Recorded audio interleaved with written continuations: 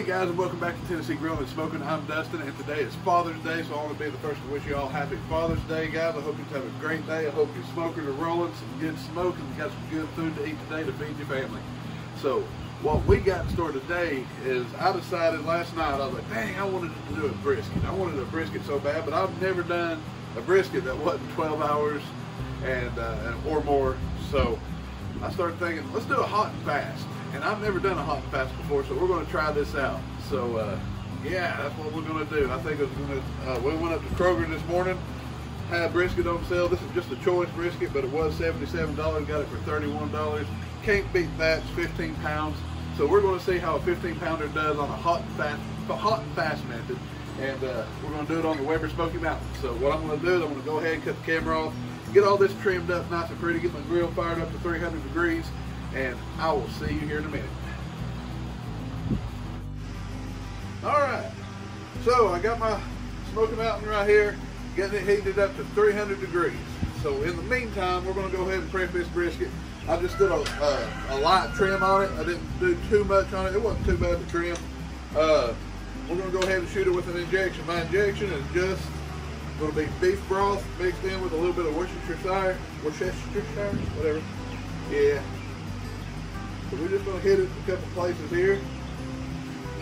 Pump it up, get it, because it's going to be cooking so fast, it shouldn't cook out too much juice. So you really don't have to inject the 300, in my opinion. But we're going to anyhow. Nobody's ever been into a brisket and said, hey, that was too juicy. So we're just going to plump her up. Whoa, man.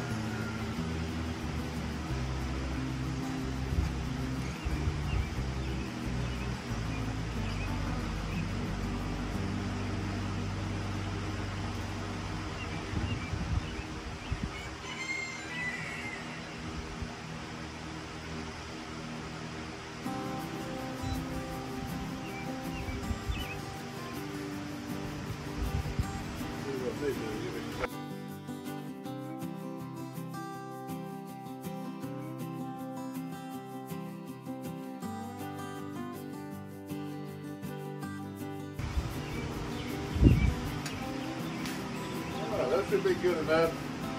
Like I said, that was about a 8-ounce can of beef broth, and I used maybe half of it. Just go through that going. All right, we got her injected pretty good now. The messy part, brought out the gloves. We're going to cover this thing with some yellow mustard. Now this is, we really want to coat this. You're not going to taste the yellow mustard in this. It's going to cook out. This is going to act as a binder, and it's also going to help with getting the hot and fast, helping that get done quicker. The acidity in this is going to help all this break down and cook right. So we're not going to be shy with this stuff. We're just going to cover it down. Here we go.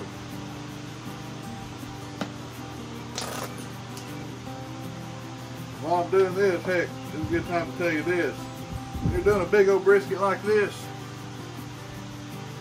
makes all the difference in the world to have a good cutting board that'll handle it. This thing right here is massive. I've had it, well, pretty much since I started. My good friends, Kelly and Lisa down at Greenback Homestead, Greenback Designs, they've got their YouTube channel out now. They do excellent work. They make these, they do candles, they do everything, any kind of woodwork. Really cool channel, guys. I'm going to link them in the description. Y'all go check them out sometime. They're really, really great. Excellent work. Oh.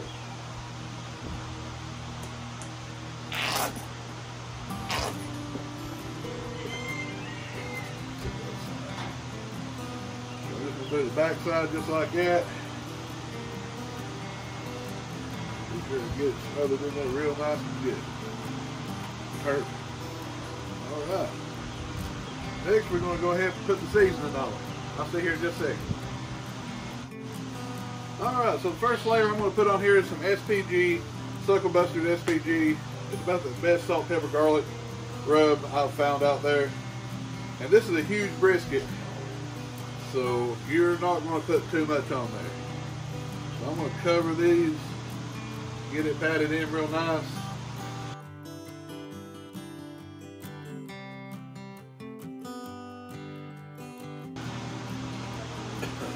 Now, but today we're going to try something new. Normally every time I do my brisket, I do the Sucklebusters 1836. I saw this today. I'm going to try this. John Henry's Texas Brisket Rub. Never tried it before.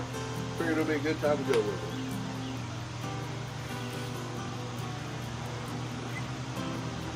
I'm going to put a good little coat on this.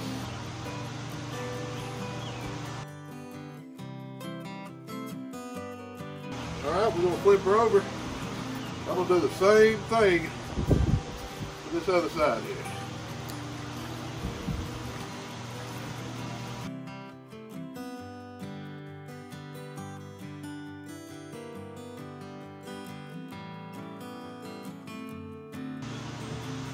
Alright, looks done to me. We're just going to flip her back over here. We're almost at 250 degrees on the Weber, so we're just going to wait a little bit, and when it gets 300 degrees, we're going to put this thing on there. We're just going to let this thing sit right here where it's at, let all these rubs work themselves in, let all those juices start coming out. Yeah, I'd say here in about 20 minutes or so, we'll have this thing on. I'll see you then. Alright, so she's up to about 275 degrees. I'm going to let her keep climbing while I'm going to go ahead and put the brisket in, just let it keep climbing and try to close her off around 300. But now, like I said, 275, brisket's looking really good, the rub's done its thing. It's really, I think it's going to be a good cook, guys. So let's go ahead and stick her in here.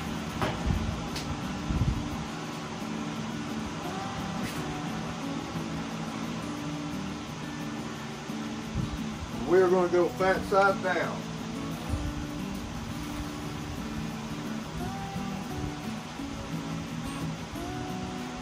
There it is.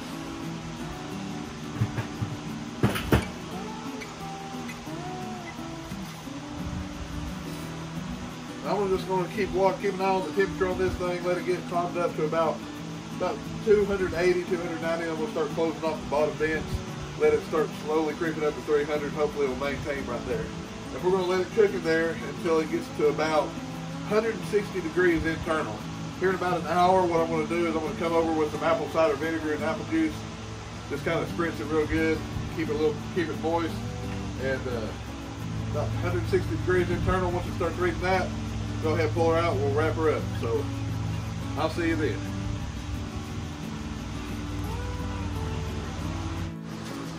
Alright guys, it's been about 3 hours. Let's go over here and take a look at it. Yeah. Well, that's looking good.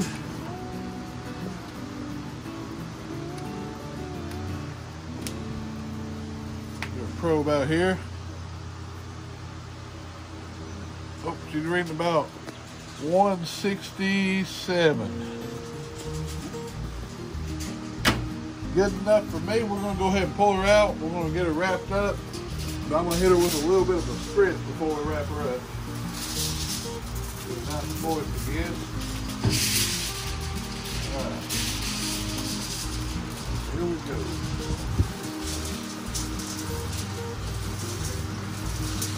Kind of like it.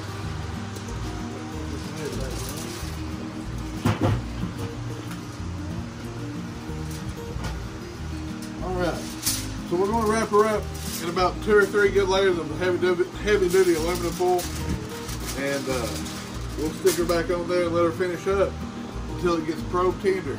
Well, which should be about maybe another 2 or 3 hours. I'm having a little bit of trouble keeping my temperature up to 300. It's staying around 275, 260, 275, so it might take just a little bit longer. But we're not going to really cook the temperature. Of course, it's going to get to about 200, 205. But what we're really looking for is that probe tenderness. We're going to make sure when we probe it for that temperature, it's just going to be like butter going in and out. So that's the important part on this cook right here. So we're going to go ahead and get her wrapped up, get her back on there, and I will see you here in just a little bit.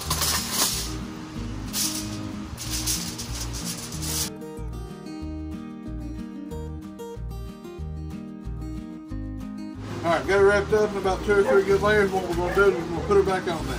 And I'll let you know here in just a little bit how long it takes to get her probe tender. Alright guys, come on. It's 5:30, so it's been in there about 3 hours. You can see where I've already came out here and just tested on it. But it's sticking through really, really good. We're reading a little high, reading about 212. Pretty much uniformly throughout the thing. And it's going in. There's just the slightest bit of resistance to it. But, I mean, the head, or the point down here, just like butter. But this is really, really soft too, but I'm feeling a little bit of a resistance to it. But I'm afraid at 212 we're about to overcook it. So I'm going to go ahead and pull this thing out. Hopefully it'll finish cooking while I rest it for an hour or so. And we're going to wrap it up a little bit more. We're going to put it in the cooler. We're going to forget about it for an hour. We're going to come back out here and check it. Go ahead and pull this thing off.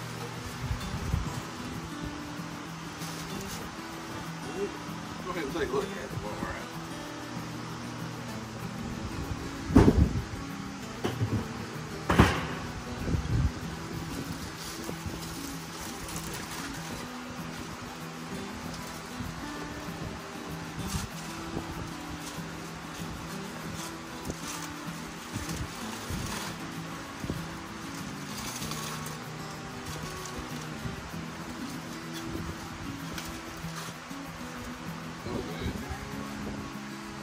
Over here, look at this. That looks great. So, first hot and fast brisket. I'm going to go ahead and wrap it up real quick before it loses all this heat. We're going to put it in the cooler. We're going to let it rest for about an hour. Come back and check it out. See you in a little bit. Alright guys, we just pulled it out of the cooler, let it rest for about 2 hours. Let's tear into it and see what she looks like.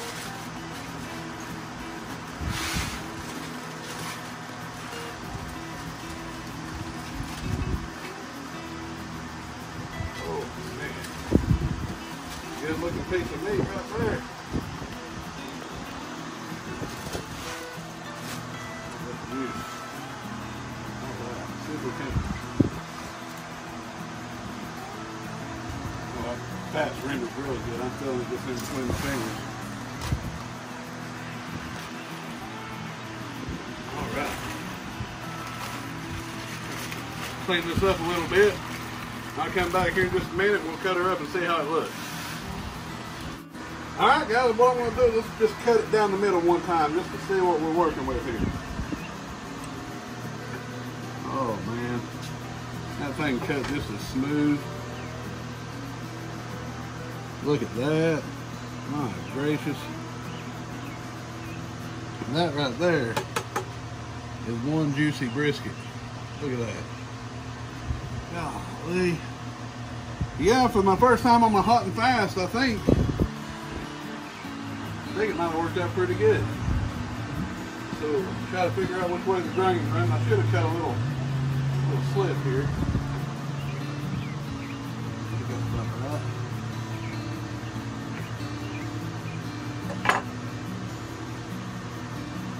Oh, it just breaks apart. It just tears apart so easy. That's nice, man. Alright. Let's cut it down the middle here and see how it looks.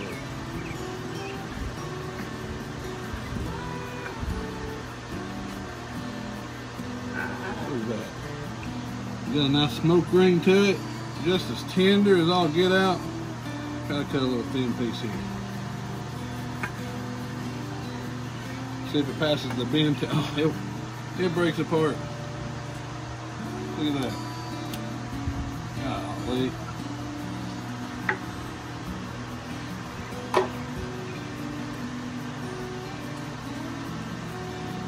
Alright. So the flat turned out really, really good. So I know this head right here, at this point, is going to be on point. Look at that. Man, I can't wait to dig into this. That right there is a good looking brisket. So what we're going to do is I'm actually making dinner right now for the family. You can see right here, got my smoked mac and cheese in there. It's about ready to come out. So I'm going to go ahead and I'm going to get a plate together real quick And before we can eat it all, we're going to film a little taste test, see how it turned out. Be right back. Alright guys, check it out right here. Look at that. Got 2 pieces of the point, got 2 pieces of the flat. Got our smoky mac and cheese out here on the plate, which I'm going to have to dive into first. Oh my God. Now that mac and cheese is on point, I'm going to put a video, or I'm going to put a card up here on the top, link to the video. Go check it out if you've never watched my how to make the smoky mac and cheese. It's so good. Now let's dig into what we came for. So let's try the flat first here. Brisket sauce on that. Look at that. It just, man. All right, let's give it a try. Man, now that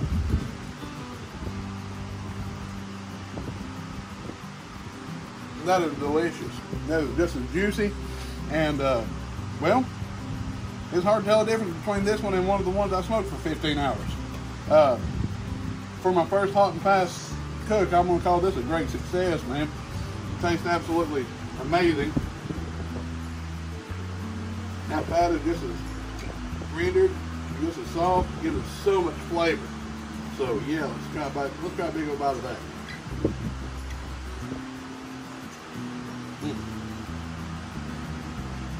That fat's where it's at, guys. I just did a moderate trimming to it. I left about a ½ inch of fat on the bottom on the fat cap, and it worked out beautifully. Tastes amazing. Now, let's jump into this point right here. This point is falling apart. Look at that.